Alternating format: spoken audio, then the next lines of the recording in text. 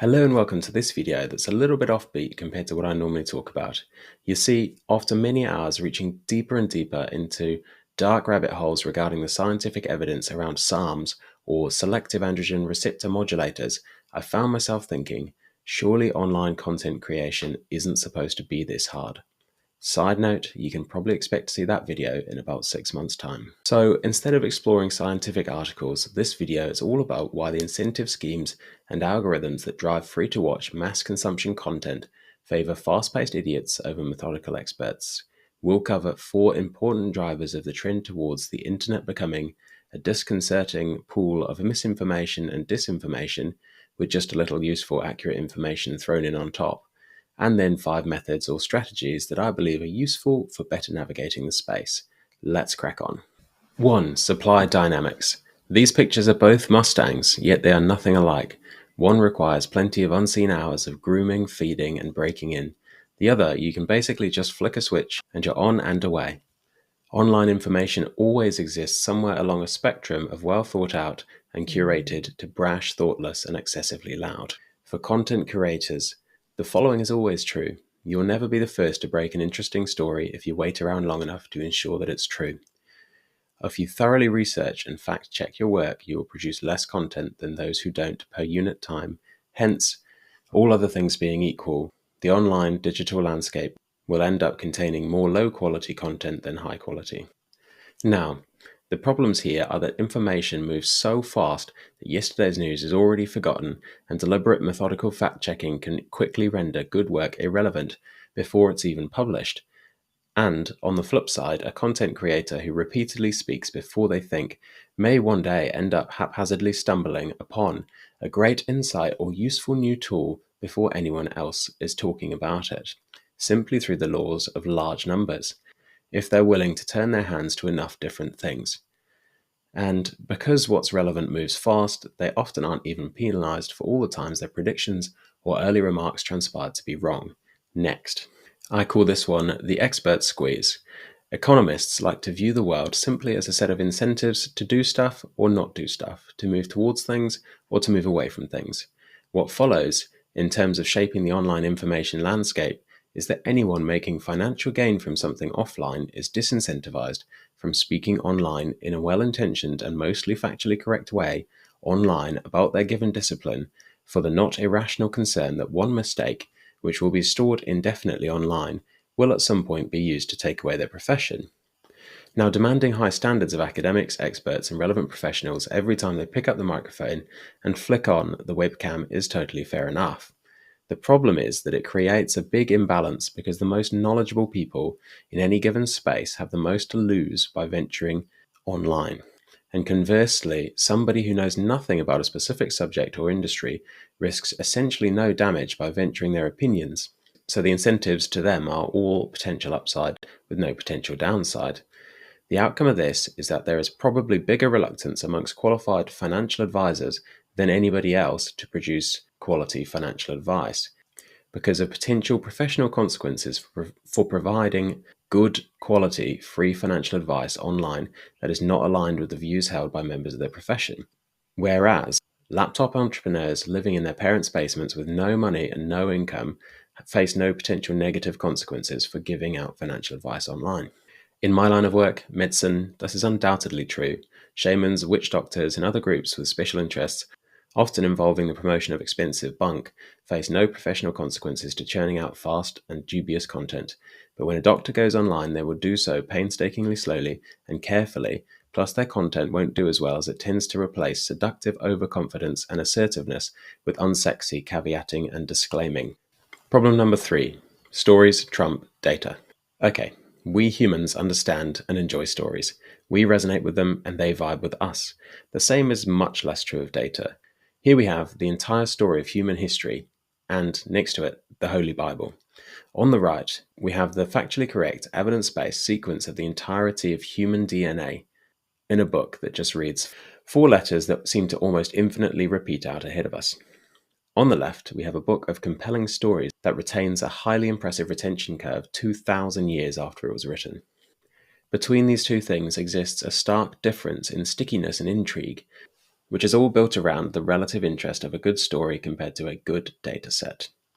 As YouTube and other audiovisual platforms promote content based on how long people watch for, the landscape always skews towards overrepresentation of human drama and heroism, because we do. Seemingly, the job for us that want to present evidence-based truths rather than an off-the-cuff portrayal of what the world feels like at any given moment is to make it engaging. I will try to do better next time. Next. The algorithmic alignment problem. The alignment problem is something commonly explored by those worried about the risks of harm of artificial intelligence creating an apocalyptic future for us all. And the most illustrative example of this that I've heard was suggested by University of Oxford philosopher Nick Bostrom. He posited a thought experiment or a fable in which a paperclip manufacturing company possesses a superintelligent AI, and they task it with doing one simple thing: produce as many paperclips as possible. The supercomputer AI first optimizes all the existing factories that the company owns for paperclip production. Production is excellent. Competitors are outcompeted on volume. The company is satisfied. The AI keeps going, using ever more elaborate ways to boost paperclip production, perhaps by embedding itself in other computers of other factories and refashioning them into paperclip factories, at the expense of producing anything else. Next, the AI continues in its pursuit of increased paperclip production. It can create perhaps it does this by creating effective public disinformation campaigns to encourage more and more people to want to make paperclip factories and invest in them. And if someone should venture to want to slow down paperclip production or retool factories to doing something else that used to be considered necessary and vital to human thriving, then perhaps the AI, through its superintelligence, would have many ways of preventing this person from achieving their aim. Perhaps it would do so by rewriting its own code to bulletproof it from assault, or perhaps its means would be more sinister and violent towards anyone who attempts to slow the rate of paperclip production. Who knows? Thankfully, for now, this remains a thought experiment that explores what happens when the aggressive pursuit of a narrow, specific, and originally well-intentioned goal gets out of hand. Unfortunately, the alignment problem is already here, even if superintelligent AI isn't really. When it comes to social media and other online content algorithms, such as the one that steered you here, the problem is that their goals differ from yours and mine because they make money selling our attention to advertisers. When we use the internet to search for information, we do so to enrich our lives. But when we land on any given website or app, their incentives are not to enrich our lives, but simply to keep us there so that they can sell our attention to third-party advertisers. Our goal is fundamentally misaligned from that of the content host. They prioritize retaining our eyeballs and ears, which does not necessarily equate to promoting factual information or that which has the greatest utility in our lives. Now on to the lighter, more hopeful bit. How can we navigate the internet more effectively and more selectively feast on information that is interesting or useful to us, whilst ignoring the attractive but unhealthy piles of misinformation and disinformation out there? The first point is that you should want to be critical of new information you are learning to ensure it is at least somewhat likely to be truthful before rolling it into your worldview and embedding it as a memory. As a minimum, this should include checking for ulterior motives for pushing this information into your head and weighing up the probability of it being factually correct by looking for other sources of evidence and checking whether they corroborate or refute the claims being made, and checking that the evidence that you're seeing now is relevant and up to date. Next, the scientific method, probably the idea to which we should be most grateful for all of modern life's conveniences and wonderful technologies. This is all about avoiding the common trap of confirmation bias, in which a person further convinces themselves of the validity of an idea by selectively seeking out and paying attention to only evidence that supports the idea, whilst ignoring and disregarding evidence that challenges it. This stunts growth because it slams the door in the face of learning anything new and challenging any long-held untruths. The scientific method simply asks us to do the opposite. For scientists, it decrees that we should try and disprove our ideas and open up the arena to others to allow them to come up with inventive ways of attempting to disprove it also.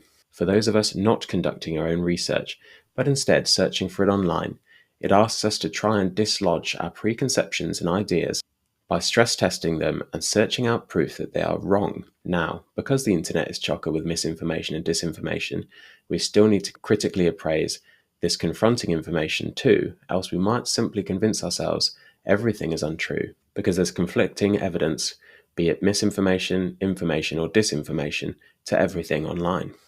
Thirdly, we need to be willing to dissent or disagree with those we like and respect. This is important for a number of reasons. Firstly, the expert halo effect describes the phenomenon of somebody building up so much credit in our minds that we become dangerously open to believing anything they say.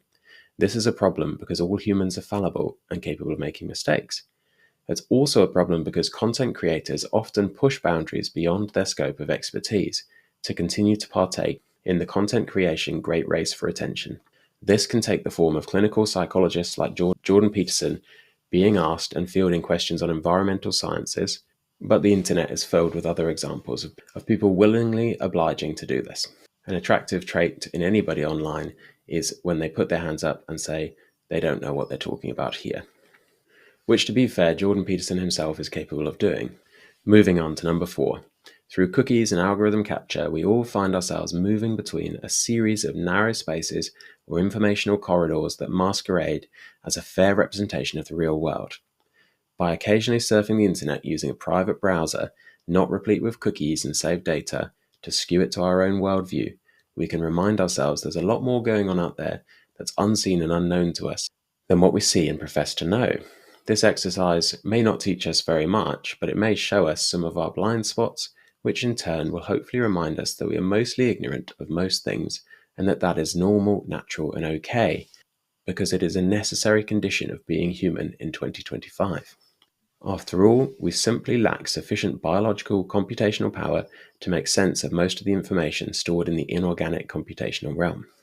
And finally, my last suggestion: a healthy information diet should resemble a healthy nutritional diet, a balance of what tastes good and does us good.